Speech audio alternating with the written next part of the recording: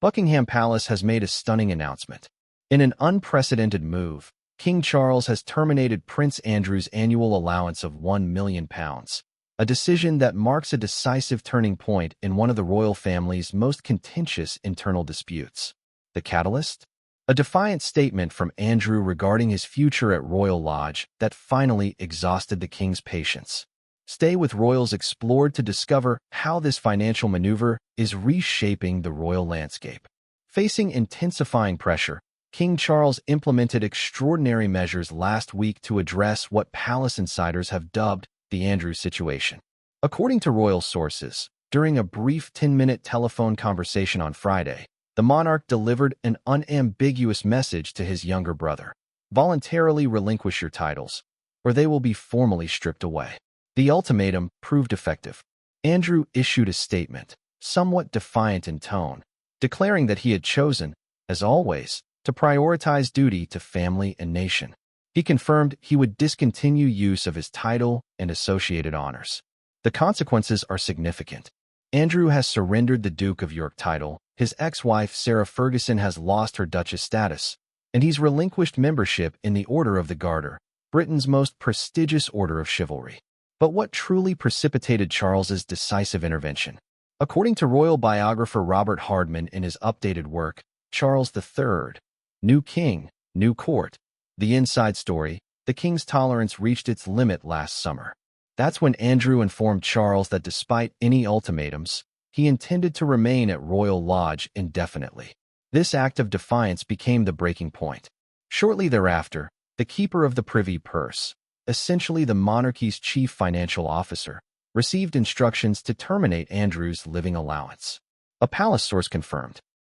Prince Andrew is no longer a financial burden on the king. Previously, Charles had been funding Andrew's lifestyle from his private Duchy of Lancaster income, providing an estimated £1 million annually, just as their late mother had done, while also covering his security expenses.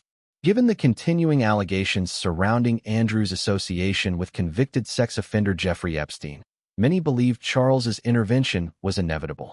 While Andrew categorically denies allegations from Virginia Giuffre regarding sexual encounters facilitated by Epstein's trafficking network, the shadow of scandal persists. The situation becomes even more fascinating when examining how Andrew has managed to occupy Royal Lodge for so long. Subscribe to Royals Explored and enable notifications. The financial arrangements behind this royal standoff are truly remarkable. Recent revelations show that the disgraced prince has paid virtually no rent on Royal Lodge for over 20 years. This explains how he and Sarah Ferguson have maintained residence in the sprawling 30-room mansion despite divorcing in 1996. They occupy separate wings of the estate, though mounting calls for the scandal-plagued former couple to vacate have reached unprecedented levels. Documents obtained by The Times reveal Andrew paid £1 million for the lease initially, plus at least £7.5 million toward extensive renovations completed in 2005. His 75-year lease on the property extends until 2078, creating a complex financial situation. The lease contains intriguing provisions. The Crown Estate would owe Andrew approximately £558,000 if he surrendered the lease early, plus compensatory annual payments of £185,865 until 2028, marking the 25-year milestone of the agreement. This explains Andrew's stubborn resistance. Departing would cost the Crown Estate substantially, while remaining costs him almost nothing in rent. Meanwhile, sources close to recent negotiations between the brothers indicate that Andrew claims to have secured alternative income sources through his connections in international trade.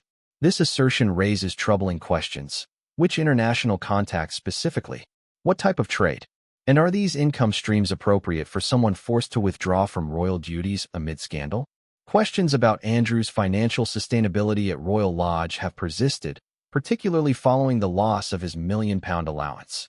The leasehold agreement, obtained by the Associated Press amid demands for transparency, reveals Andrew paid minimal rent while enjoying one of the royal portfolio's most prestigious properties. This arrangement allowed him to avoid the £260,000 annual market rent others would pay, essentially living rent-free for 22 years as the property's value soared. King Charles's strategy appears clear. Apply financial pressure to resolve a problem that cannot be addressed through royal authority alone. Without his annual allowance, Andrew must now personally cover Royal Lodge's £250,000 yearly operating costs, plus maintain the property to rigorous lease standards, or face eviction. The king cannot forcibly remove his brother, but he can make continued residence financially untenable. Critical questions remain. Will Andrew finally vacate Royal Lodge now that his financial support has been eliminated? What is the true source of his mysterious international income? And how long can he maintain a 30-room estate without royal backing? Share your perspective in the comments. For every update on this unfolding royal saga and essential palace news, subscribe to Royals Explored and activate notifications. The confrontation between Charles and Andrew is approaching its conclusion, and the next development could ultimately force Andrew's departure.